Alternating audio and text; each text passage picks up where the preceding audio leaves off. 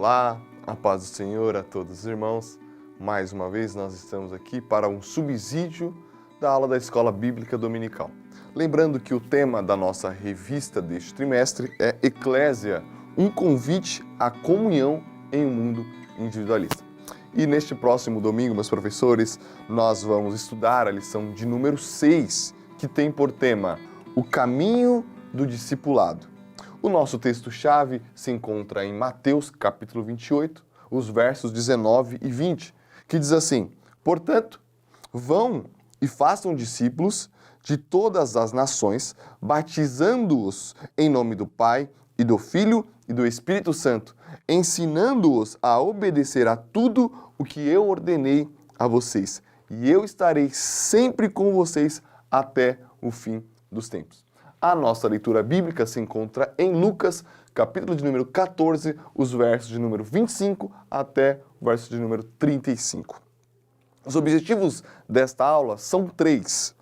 Primeiro, saber que Jesus nos chama para um caminho do discipulado. Os jovens, os adolescentes da nossa classe, ao final da aula, ao final da exposição, eles devem saber que há um chamado para eles e um chamado para o caminho do discipulado. O segundo objetivo é fazer com que eles entendam o que significa e o que implica ser discípulo de Jesus.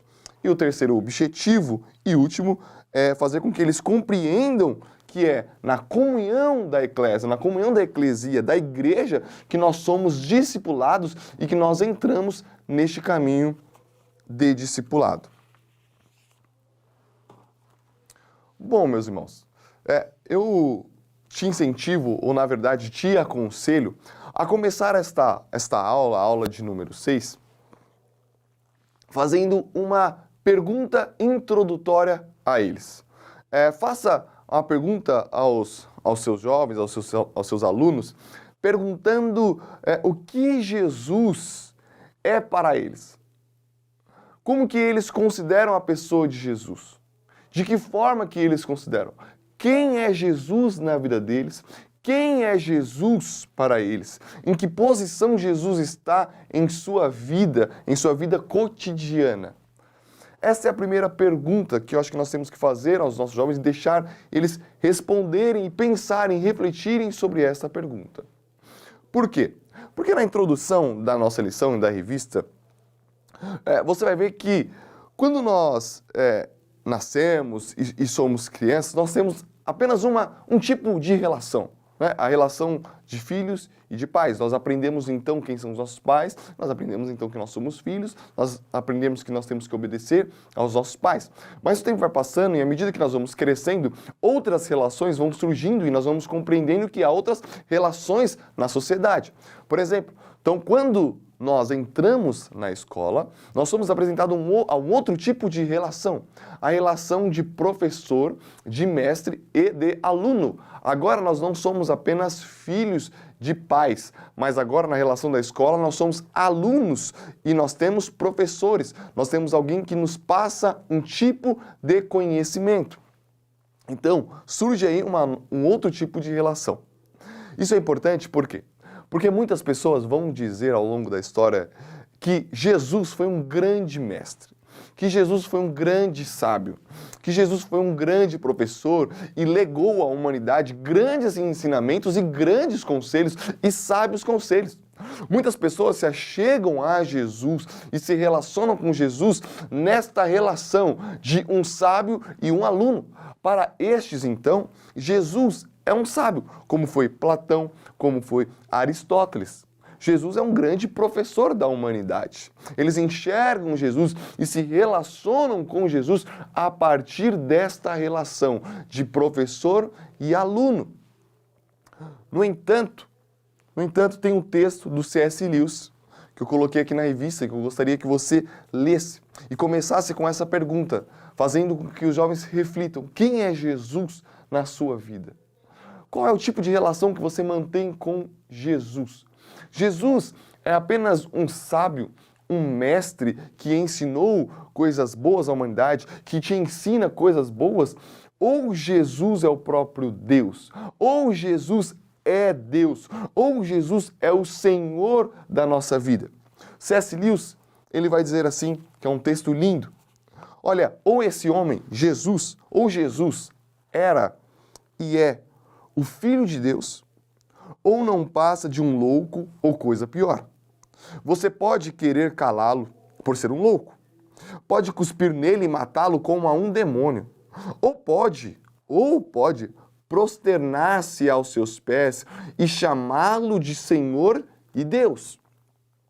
Mas que ninguém venha com paternal condescendência dizer que ele não passava de um grande mestre humana. Ou seja, é impossível nos relacionarmos com Jesus como se ele fosse apenas um bom mestre. Jesus é o Filho de Deus, Jesus é Deus, não apenas um grande sábio. Ou nós nos rendemos a Jesus como Deus, ou nós nos rendemos aos seus pés, dizendo que Ele é o Senhor de nossa vida, dizendo que Ele é o dono de nossa vida, dizendo que todas as suas palavras são palavras divinas, não apenas ensinamentos, mas são ordens, são mandamentos realmente. Ou então a gente deixa de lado, ou então a gente apostata a nossa fé, mas certo é que só há possibilidade desse relacionamento com Cristo, relacionamento então de Senhor. Ele é o nosso Senhor, Ele é o nosso Deus. É assim que deve ser construída a nossa relação com Jesus. Jesus, Ele não é um sábio, Jesus não é um mestre, Jesus, Ele é Deus. E quando nós olhamos para Cristo, quando nós nos relacionamos com Cristo, a partir, com esse olhar, a partir deste olhar, a nossa relação, ela é diferente. Ela é diferente. As relações que as pessoas têm com Jesus, a partir desse olhar de, Jesus é apenas um mestre, Jesus foi um grande sábio, pode ver que essas pessoas, elas não têm um compromisso com a palavra de Jesus. Por quê? Porque o mestre, ele pode falar verdades, mas também o mestre pode errar em outras coisas, não é verdade? Então essas pessoas, elas vão pegando pequenas partes, pequenos recortes da fala de Jesus, das palavras de Jesus, aquilo que beneficia ela, aquilo que é bom para ela, então ela toma, olha, o que Jesus falou aqui, de amar então, amar a todos, é muito bom, isso é verdade, nós temos que amar a todos, então a gente não pode ter preconceito e tal. Agora essa parte aqui que Jesus fala sobre santidade, não, essa parte aqui não.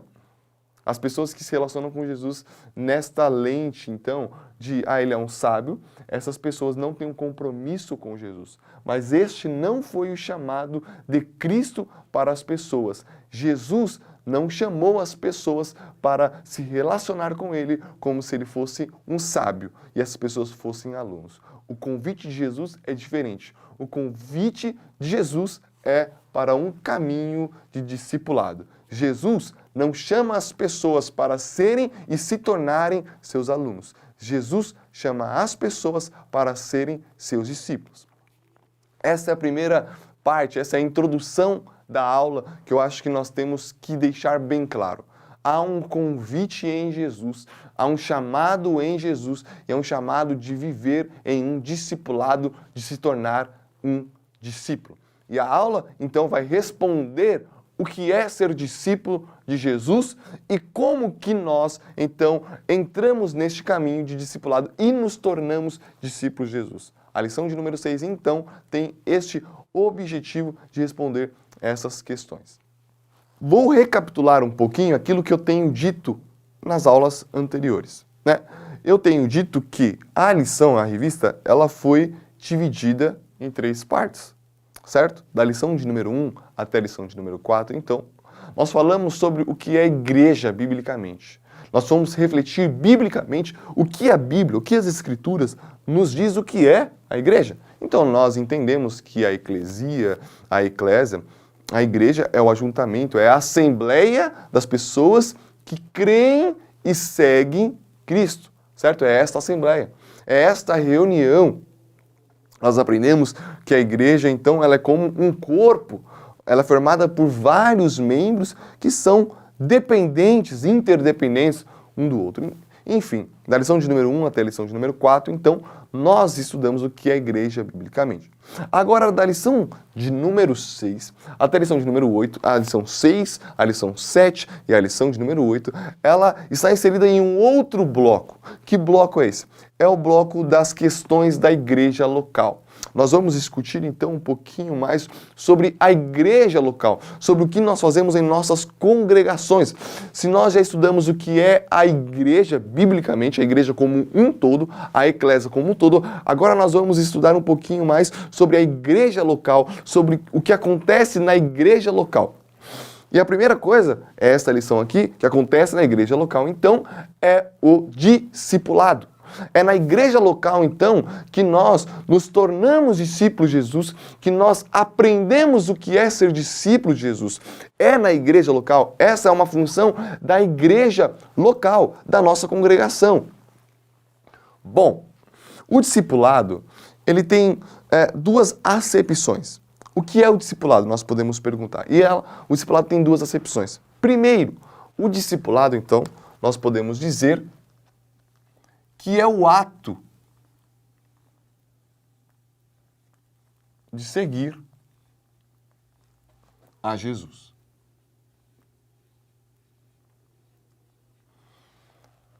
Mas também nós podemos dizer que o discipulado, então, é o ato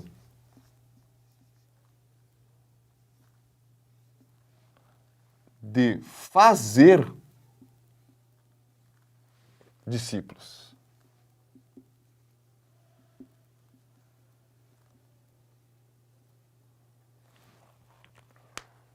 Quando nós falamos de discipulado, quando nós estamos falando do caminho do discipulado, nós então temos essas duas acepções, esses dois conceitos. O discipulado, então, ele é o ato de seguir a Jesus, e o discipulado, então, é o ato de fazer discípulos. Essa lição de número 6, então, ela está baseada nesta concepção, na primeira concepção. Nós vamos estudar, então, o que é seguir a Jesus. O caminho do discipulado que nós estamos dizendo aqui é o que significa seguir a Jesus e o que implica seguir a Jesus. Na parte 3 da lição, então, dessa própria lição, no tópico 3, nós vamos então entender como que se dá isso na igreja local, certo? Então a resposta da lição de hoje é o que significa e o que implica seguir a Jesus. O discípulo no Antigo Testamento é aquele que obedece à Torá. O termo e o conceito de discípulo no Antigo Testamento, então, está se referindo àquele que obedece à Torá. Quem que é o discípulo do povo de Israel? Quem que é o discípulo do Antigo Testamento, então? O verdadeiro discípulo é aquele que obedece à Torá. Agora, no Novo Testamento, nós temos os rabinos e os talmidins. Os rabinos são os mestres da lei, aqueles que sabem interpretar a lei, aqueles que interpretam a lei. E nós temos os talmidim, que são os meninos discípulos, ou seja, os meninos que aprendem com os rabinos. Os talmidim, então, eles seguem os rabinos para aprender da lei, para aprender a interpretar a lei. Agora, no conceito do Novo Testamento, no contexto do Novo Testamento, os talmidins, então, eles escolhiam um rabino específico para andar com este rabino. Por quê? Porque eles não queriam apenas aprender sobre a lei e aprender a interpretar a lei com o rabino, mas eles queriam se tornar como o rabino. O conceito de discipulado no contexto do Novo Testamento, então, é um conceito de andar com o rabino, de andar com alguém, não para aprender com ele apenas, mas sim para se tornar como ele. É neste contexto, é neste conceito de talmidim e rabino, de meninos discípulos que andam com um rabino para se tornar como ele, que Jesus, então, está utilizando o termo discípulo. É isto que Jesus está fazendo, e é isso que Jesus está chamando as pessoas. Jesus está chamando as pessoas para andar com Ele, para o quê? Para aprender com Ele? Não apenas, mas para se tornar com Ele. O convite do discipulado, então, de Jesus, é um convite para se parecer com Ele e é um convite para se tornar como Ele. Este é o convite de Jesus. Quando Jesus, então, chega a Pedro, quando Jesus chega, então, a Tiago, quando Jesus, então, chega a João, qual que é o convite dele? Quando Jesus fala assim, segue-me, olha, deixem aí as redes, deixem a sua profissão, deixem a sua família e segue-me. Qual é o convite implícito que Jesus está fazendo? Jesus está fazendo o seguinte, Jesus está falando o seguinte, olha, segue-me, ande comigo, para quê? Para vocês se tornarem como eu. Há um caminho preparado a vocês que eu vou fazer com que vocês, então, se tornem como eu. Viva como eu. Ou seja, irmãos, aqui o primeiro conceito de discipulado importantíssimo que nós devemos deixar claro para os nossos alunos é que ser discípulo de Jesus não é saber verdades bíblicas. Veja, o convite de Jesus não é para que ele nos ensine a interpretar a lei. Este não é um convite de Jesus. O convite de Jesus é para que nós andemos com Ele, para nos tornarmos como Ele. Este que é o discipulado. Se o discípulo do Antigo Testamento é a pessoa que obedece à Torá, no Novo Testamento o convite de Jesus é para que os seus discípulos o obedeçam e viva como Ele e se torne como Ele. O discípulo, então, não é aquele que sabe sobre a Bíblia. Não é aquele que tem os versículos gravados na Bíblia.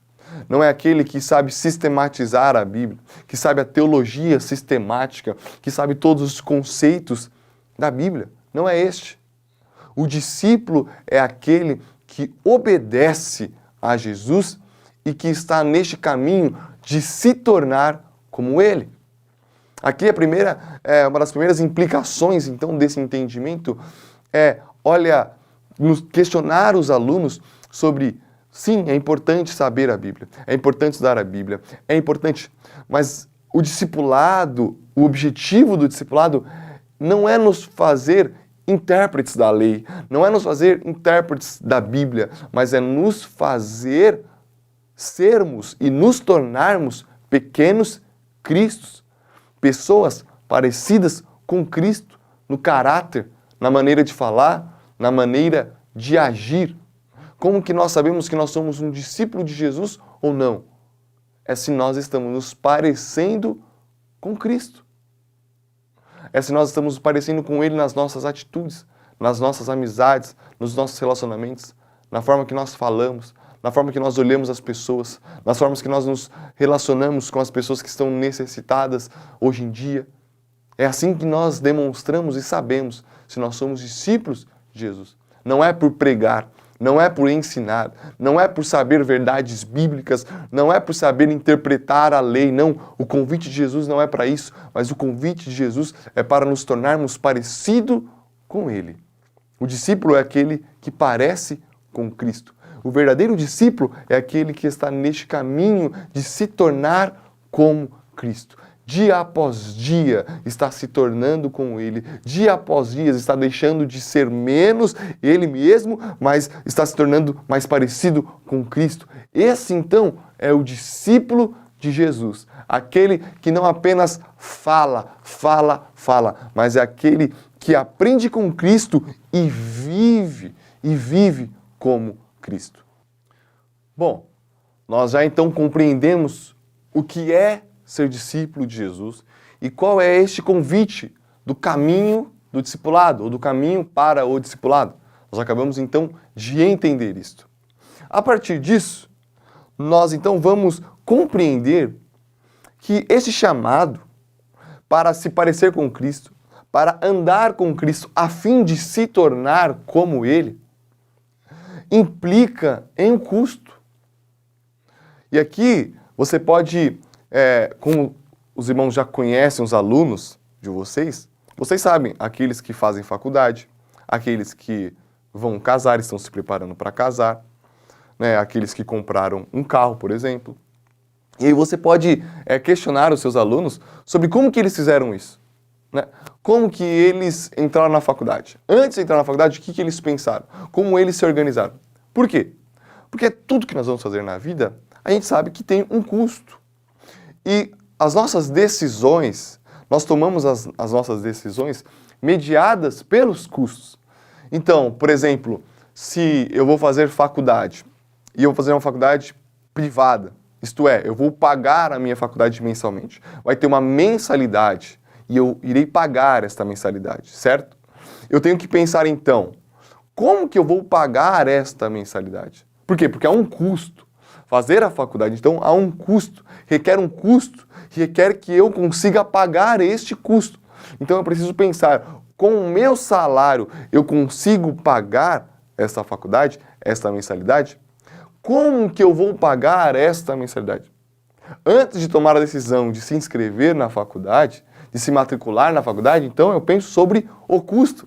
Eu avalio o custo e avalio se eu posso, então, pagar este custo. Agora, também há um outro custo da faculdade, que é o custo do tempo.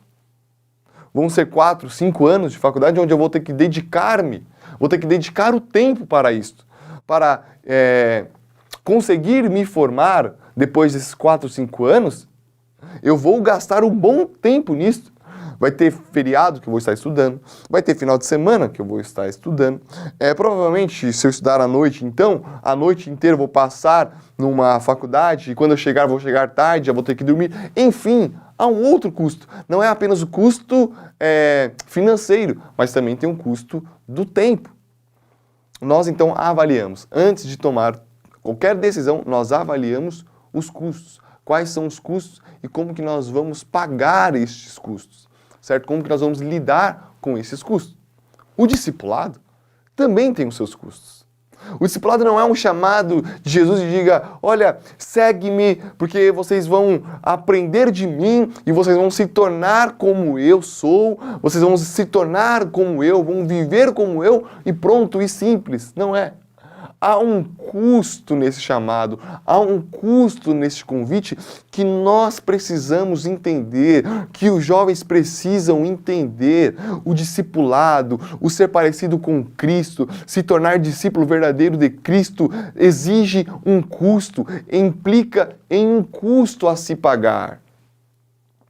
Na geração que nós vivemos, onde as pessoas elas não querem renunciar nada, esta é a nossa geração. É isso que estão incutindo em nossa mente, colocando em nossa mente, que o que é bom é aquilo que dá prazer. Se aquilo que não te dá prazer, então é ruim. Nós vivemos em uma geração que é balizada, que é mediada pelo prazer. O que é bom é o que te dá prazer. O que é ruim é aquilo que não te dá prazer. Se tiver que renunciar a algo, então não é bom. O casamento, por exemplo, é uma dessas coisas. As pessoas estão banalizando o casamento. Por quê? Porque o casamento tem que haver o quê? Renúncia. Tem custos, mas as pessoas não querem pagar esses custos. O discipulado e o convite de Jesus é para entrar neste caminho de discipulado, de se tornar como Ele, mas implica sim em alguns custos. Primeiro, nós citamos 3 custos e que você deve citar aí com os seus alunos e conversar com os seus alunos sobre esses custos. Então, o primeiro custo, então, como nós já dizemos, é a obediência. Obediência. A resposta ao discipulado de Jesus, ao convite de Jesus, segue-me. Não é assim, amém, eu quero seguir a Jesus e eu vou seguir a Jesus. Não. A resposta do discipulado não é esta aceitação que nós vocalizamos. É uma parte importante. Você aceitar a Cristo, você vocalizar, você dizer com a sua boca, olha, eu sigo a Cristo, Ele é o meu Senhor, Ele é o meu Deus. É uma parte importante. Mas essa não é a resposta principal e primordial ao discipulado de Jesus. a resposta primordial, então, é a obediência. Bonhoeffer, ele vai dizer, eu escrevi aqui na revista, que só crê quem obedece. Só obedece quem crê. Ou seja, como que nós sabemos então que nós somos discípulos de Jesus? É se nós obedecemos a Cristo. Se nós levamos as palavras de Jesus a sério. Este é o primeiro custo do discípulo. Este é o primeiro custo do discipulado. Uma obediência às suas palavras. O jovem, então, é convidado não apenas a cantar, não apenas a vocalizar, mas a obedecer às palavras de Jesus. Se no relacionamento deles, relacionamento de namoro, eles não estão obedecendo aquilo que a Bíblia nos ensina, então eles não estão sendo um discípulo de Jesus. Se na roda de amizade deles, na conversa ali, há palavras torpes, há conversas que não edificam, há conversas que estão corrompendo os bons costumes, e eles estão neste meio, isso então quer dizer que eles não estão sendo discípulos de Jesus. Por quê? Porque ser discípulo de Jesus não é levantar as mãos e vocalizar palavras de adoração, mas é obedecer a Cristo.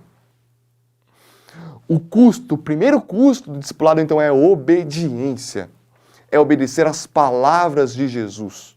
É obedecer aquilo que Jesus nos ensinou, mesmo que isso venha a ser completamente contra o que o mundo está pregando, não importa. O custo do discipulado, de se tornar discípulo de Jesus, é obedecer às suas palavras. O segundo custo, então, que nós podemos dizer, é o custo do desprendimento. Desprendimento. O que é isso? O segundo custo do discipulado. Quando Jesus, então, convida os seus discípulos, esse convite está implicando, então, em desprendimento. Veja, vamos lá refletir biblicamente. Quando Jesus chama Pedro e Tiago e João, né, eles estão ali nas redes e tal, trabalhando. Quando Jesus diz, segue-me, o que eles têm que se desprender? O que eles têm que deixar para trás? Eles deixam tudo. Eles deixam a rede. Mas eles estavam lá pescando e tal, eles eram pescadores. O que eles deixam? Eles deixam exatamente isso. A sua função. A sua profissão. O seu ganha-pão. Eles deixam, então, os seus familiares. Eles deixam a sua família. Quando Jesus, lá no Antigo Testamento, chama Abraão, o que ele tem que deixar? Abraão deixa a sua família, Abraão deixa a sua terra, Abraão deixa tudo. Por quê? Porque o custo de se tornar discípulo de Jesus implica em um desprendimento.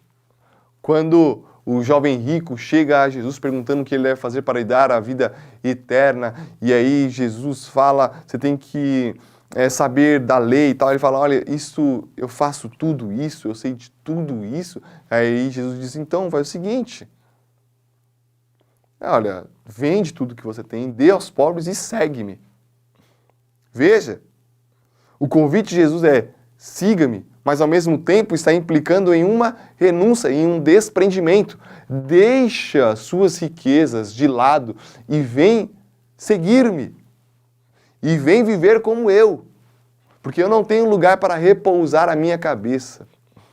O convite de Jesus do discipulado pressupõe um custo de desprendimento. E aqueles que percebem e falam, eu vou ter que deixar isso, já não servem então para ser discípulo de Jesus. Os discípulos de Jesus têm que estar dispostos a deixar tudo pelo chamado de Cristo. E é por isso que é difícil ser discípulo de Jesus sendo jovem.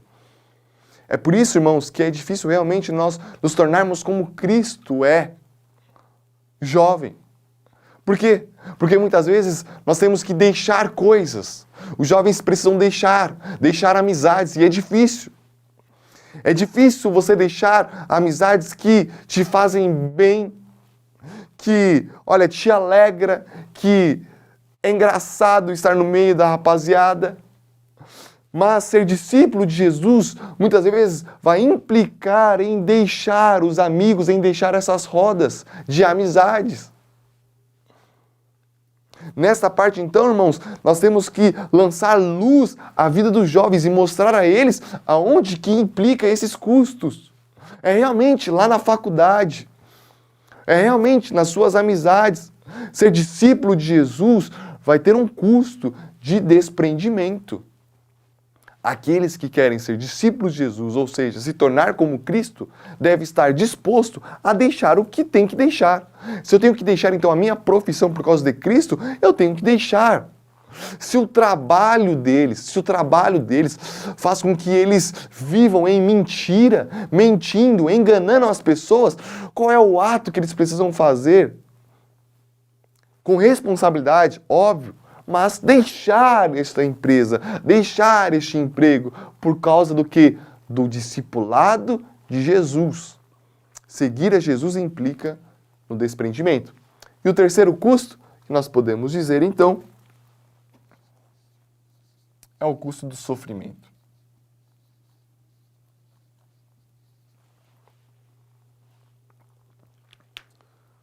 Quando Jesus chama os seus discípulos, ele chama os seus discípulos, então, para o quê?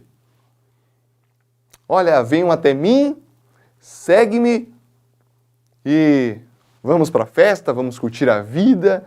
Daqui agora vai ser só bonança, só alegria, só felicidade? Não. O convite de Jesus é, olha, segue-me, mas aí Jesus diz assim para eles, tome a sua cruz. Tome a sua cruz. Por quê? Porque o custo do discipulado implica em sofrimento. Seguir a Jesus é sofrer. Está embutido neste convite do segue-me, está embutido o sofrimento. E o primeiro sofrimento que nós podemos dizer é o sofrimento de não estar confortável no mundo. Sofrer perseguições no mundo por causa de Cristo, por causa da palavra de Cristo. A gente não deve se assustar com as perseguições contra a igreja. Nós não devemos nos preocupar e se assustar e ficar surpresos com as perseguições que os crentes... Não. Nós devemos nos assustar e ficar surpresos se o mundo não está nos atacando. Se o mundo não está nos atacando, não está nos perseguindo, então a gente precisa tomar cuidado. Por quê? Porque o custo de ser discípulo de Jesus é um custo de sofrer por Ele. Jesus vai dizer, aquele que me segue, aquele que está em mim, vai sofrer sim. Vai sofrer perseguição por causa do meu nome. É sofrer. Seguir a Jesus, se tornar como Ele, implica então neste sofrimento. Por quê? Porque Tiago vai dizer que a amizade com Deus é inimizade com o mundo. E a amizade com o mundo é inimizade com Deus. Não tem como conciliar. Se nós então somos amigos de Deus, se nós então somos discípulos de Jesus, nos parecemos com Jesus, então logo o mundo, as suas ideias, as suas ideologias, a sua forma de viver a vida é inimiga a nós, é oposta a nós. E isto então vai causar em nós um sofrimento. Porque nós vamos estar, por exemplo, numa faculdade, mas nós vamos estar, cara, eu estou aqui um peixe fora d'água. Por quê? Porque a galera vive de uma forma que eu vivo completamente diferente. Olha, eu estou num ambiente de trabalho, mas parece que eu estou um peixe fora d'água. Por quê? Porque aqui a rapaziada do meu trabalho, eles vivem uma vida dissoluta, eles vivem uma vida pecaminosa, uma vida aí imoral. Mas eu não vivo essa vida. Então há esse choque e há este sofrimento. Esse choque implica em um sofrimento, em um desconforto. Mas o discipulado de Jesus implica esses custos. O custo da obediência, o custo do desprendimento e o custo do sofrimento. No tópico 3, nós vamos discutir sobre realmente o discipulado acontecendo na prática. Como que acontece esse discipulado? O tema da nossa lição, ele é bem sugestivo, porque o tema da nossa lição é o caminho do discipulado. Ou poderia ser o caminho para o discipulado. Por quê? Porque se tornar discípulo de Jesus não é algo instantâneo. Jesus não convida os seus discípulos para falar assim, olha, venham até mim e amanhã vocês vão ser os meus discípulos. Amanhã vocês vão se tornar os meus discípulos. Amanhã vocês vão se tornarem como eu. Amanhã vocês já vão estar vivendo como eu. Amanhã vocês vão estar com a minha mente. Vocês vão pensar como eu penso. Não. O convite de Jesus é para um caminho. Por quê? Porque se tornar discípulo de Jesus não é algo instantâneo, não é algo rápido, né? Nós não aceitamos a Jesus em um culto de domingo e na segunda-feira nós já estamos parecendo com Cristo e já somos discípulos verdadeiros de Cristo. Não. Há um caminho a ser percorrido, há um caminho a andar. Por quê? Porque é neste caminho que nós andamos com Cristo que nós vamos então aprendendo sobre Cristo, aprendendo de Cristo e nos tornando como Ele.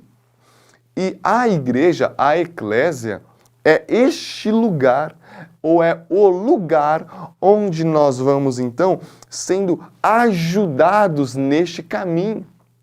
A igreja, ela é importantíssima e fundamental para nós conseguirmos então chegar a sermos discípulos verdadeiros. Por quê? Porque o discipulado, ele acontece na igreja. É na igreja que acontece o discipulado. É na igreja local onde nós somos discipulados. Quer dizer, é na igreja local que nós somos ajudados, que nós somos aconselhados. É na igreja local onde as pessoas sabem da nossa vida.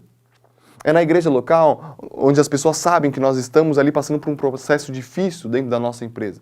É a igreja local, é na igreja local que as pessoas se conhecem. E é na igreja local onde as pessoas podem se ajudar, ajudar umas às outras. É na igreja local onde nós temos um aconselhamento pastoral. É na igreja local, então, que acontece o discipulado.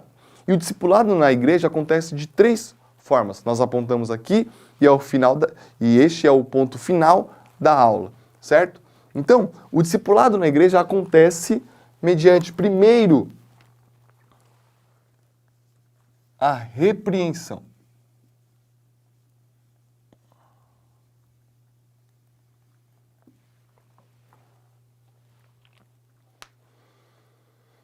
Ou seja, ser discípulo de Jesus é um convite para se tornar parecido com Jesus. Mas neste caminho, o que nós somos? Nós somos confrontados pelas palavras de Jesus e nós somos confrontados pelo próprio Cristo. Então, se nós estamos no caminho, olha, eu sou discípulo de Jesus, eu quero ser discípulo de Jesus, eu quero me parecer com Cristo, certo? Este é o desejo do nosso coração. E aí nós estamos andando, nós estamos caminhando nesta vida, nós estamos tentando se tornar parecido com Cristo. Mas tem alguma área da nossa vida que nós não estamos conseguindo. É na igreja local onde nós somos, então, primeiro, repreendidos, onde nós somos confrontados. É na igreja local onde nós ouvimos uma pregação nos confrontando. É na igreja local onde nós temos uma escola bíblica dominical nos ensinando e nos confrontando. É na igreja local, então, que nós vamos ser repreendidos, confrontados. É na igreja local que nós vamos, então, ser convidados a refletir sobre a nossa vida. Esta aula aqui é uma aula de repreensão, digamos assim. Por quê? Porque nós vamos fazer com que os nossos alunos pensem se eles são discípulos de Jesus ou não. Pensem qual a área da vida deles que eles precisam arrumar para se tornarem discípulos de Jesus verdadeiros. Veja, nós estamos então, num certo sentido, repreendendo. Usando a aula aqui para repreendê-los, para confrontá-los. E é na igreja local onde essa repreensão acontece. Ninguém gosta de ser repreendido, né? Jovem principalmente. Jovem principalmente tem uma dificuldade com ser repreendido, com ser chamado a atenção. Ninguém gosta. E jovem não gosta. Mas aí é por isso que isso é importante, esse ponto é importante de nós tratarmos da nossa aula. Por quê? Porque a igreja local é este lugar de repreensão. Não existe outro lugar melhor para sermos repreendidos. Não dá. É na igreja local. É na igreja local que nós temos que aprender que o pastor deve sim nos chamar à salinha, como a gente brinca, para nos repreender. O pastor ele tem essa liberdade, ele precisa ter essa liberdade. Nós como jovens, nós como servos de Deus, nós como discípulos de Jesus, nós como membros da eclésia, nós precisamos entender que há uma autoridade sobre nós e que essa autoridade sim, ela tem poder, ela tem liberdade de chegar em nós e nos confrontar e perguntar sim como está o nosso namoro, perguntar sim como está o nosso noivado, perguntar sim como está o nosso casamento, perguntar sim como está a nossa vida, as nossas amizades, perguntar sim como está a nossa relação com a nossa família, com os nossos pais. Nós precisamos da igreja local porque nós precisamos de repreensão. É na igreja local onde nós somos repreendidos pelos nossos líderes. Os nossos líderes de jovens, eles têm liberdade de nos repreender, porque nós não somos autossuficientes. É isso que os alunos, que nós, eu estou me incluindo nessa, né, como se eu fosse um aluno aqui, que nós, como alunos, precisamos entender. Nós precisamos ser repreendidos. O caminho do discipulado pressupõe a repreensão. O caminho do discipulado, se tornar como Cristo, então pressupõe essa repreensão. Paulo, quando ele vai mandar as cartas, ele manda as cartas repreendendo algumas coisas. Ele vai dizendo, olha, não faça isso, vocês estão agindo dessa forma. A carta de Coríntios é uma carta de repreensão. Paulo está dizendo, olha, na igreja há divisões, olha, na Santa Ceia ninguém está esperando ninguém. Paulo está advertindo, Paulo está repreendendo, porque a igreja local é este lugar de ser repreendido, e graças a Deus por isso, graças a Deus porque nós temos a igreja local, porque nós temos os nossos pastores, nós temos os nossos líderes que nos repreendem, que nos advertem e que nos aconselham. O discipulado acontece na igreja mediante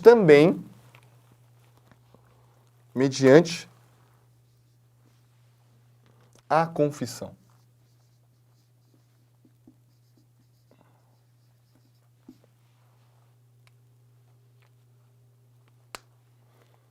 Se na igreja local nós somos então repreendidos, nós somos advertidos pelas nossas lideranças, pelas autoridades e também por algum irmão nosso, na igreja local, irmãos, tem que ter essa liberdade. Isso é igreja, isso é eclésia, é isso que nós estamos tentando passar aqui nessas lições.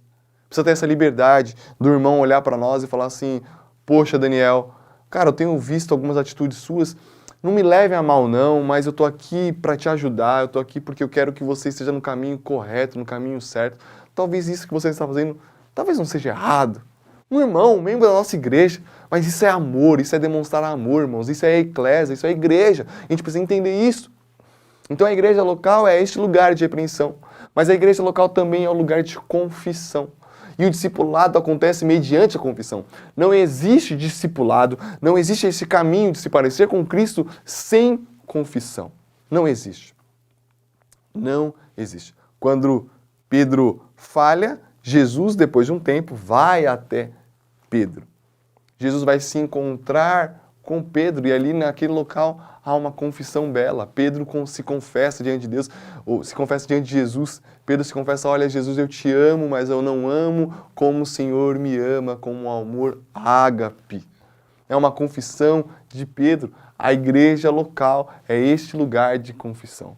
Confissão é chegar diante de Deus inteiro, é se achegar a Deus inteiro, sem esconder nada. E a igreja local é este lugar onde propicia esta confissão. Nós precisamos nos confessar sim. Os jovens precisam ser convidados, irmãos, a se confessarem.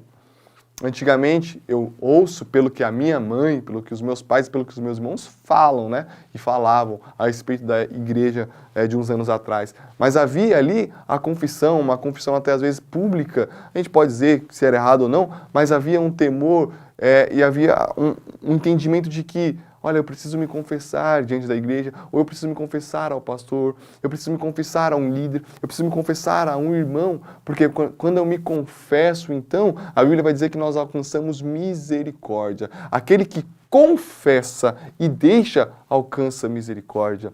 Nós precisamos, então, convidar os nossos jovens a viver esta vida de confissão, a de não se esconder, mas a se chegar diante de Deus inteiro. Olha, Senhor, eu sou assim, eu tenho falado isso, eu tenho pensado isso, eu agi desta forma. Não somente diante de Deus nas nossas orações, mas também diante da nossa igreja, diante da nossa comunidade local. O discipulado acontece mediante esta confissão, mediante este ato de coragem. Se confessar é um ato de coragem, é um ato de fé. Nós chegamos diante do nosso pastor e falamos, pastor, eu quero conversar contigo. E o pastor separa um tempo e a gente chega diante do nosso pastor e nós falamos, pastor, olha, eu fiz isso.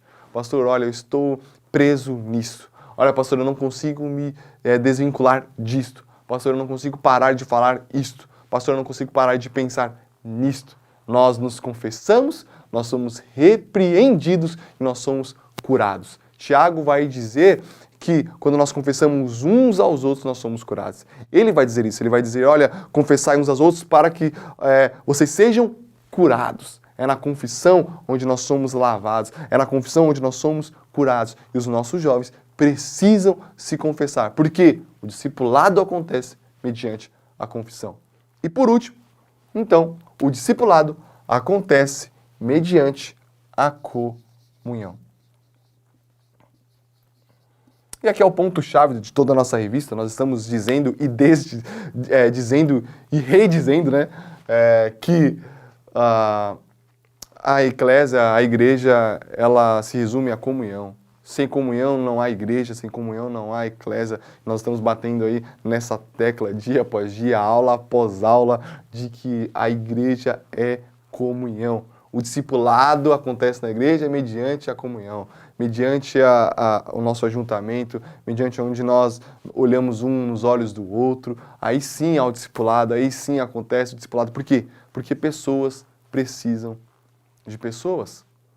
Mais ainda, então, nós podemos dizer que discípulos de Jesus precisa necessariamente de discípulos de Jesus. Quando Jesus sobe aos céus, Jesus vai dizer aos seus discípulos, então, permanecei em Jerusalém, até que do alto sejais revestidos de poder. Né? Jesus não diz, olha, permanecei aí na sua casa, cada um vai para a sua casa, cada um fica na sua casa, porque aí cada um vai receber o poder na sua casa. Não. É ficar juntos em Jerusalém, reunidos em Jerusalém, porque todos vão receber o poder de Deus quando todos estiverem unidos em comunhão e reunidos.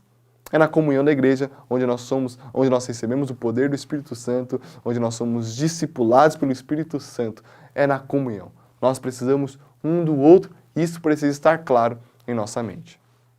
Concluímos assim a nossa aula, lendo aqui um trecho do texto do Bonhoeffer. Ele diz, para onde será levado aquele que aceitar o chamado para ser discípulo? Que decisões e separações o chamado trará consigo? Temos de levar essa pergunta àquele que somente sabe a resposta. Só Jesus Cristo, que nos ordena que o sigamos, sabe para onde leva o caminho. Nós, porém, sabemos que esse será, com certeza, um caminho de misericórdia sem limites. Por quê? Porque o discipulado é alegria. Meus irmãos, que Deus possa continuar te abençoando, que Deus possa usar a sua vida nesta aula e que os nossos jovens venham sair da aula de domingo incendiados por um desejo, de se tornar parecido com Cristo, de se tornar um discípulo verdadeiro de Cristo. Que Deus continue nos abençoando grandemente.